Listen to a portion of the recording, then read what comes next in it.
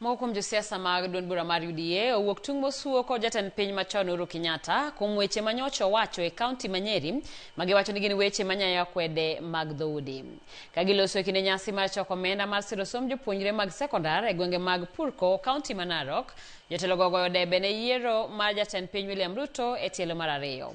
E giko juma mokalo, Uhuru ne ojiwo jodak mag kaunti ma Kirinyaga mondo kik nuo ketho mar gong bulu ne jatend piny William Ruto e yiero mar 2027. Weche ma osenjao i josiasa machiegni kod Ruto. Hata mimi nimeshangaa. Hawa Masai walipiga kura, wakapigia rais kura. Hawakupigia rais awe mkabila. Wewe ukipigiwa kura na uwe umeenda retire, tafadhali heshimu wa Kenya, waendelee mbele.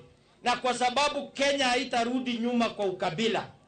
Kama Wamasai wanasema ukabila hawapendi, kwa nini wewe ambaye umekuwa rais wa Kenya, wewe ambaye umepewa utawala, bado unataka kuhubiri ukabila? Na tuko na heshima kubwa kama jamii ya Wamasai na jamii ya Wakenya, lakini nakuomba baba yangu, usirudi kuja kuingia mambo ya siasa.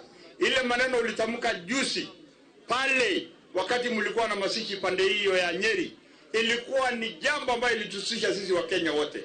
Sio haki wewe ukuje usungumze lugha ya mama na uambie jamii ya Wakikuyu waanze kukataa president ambaye amechaguliwa na Wakenya.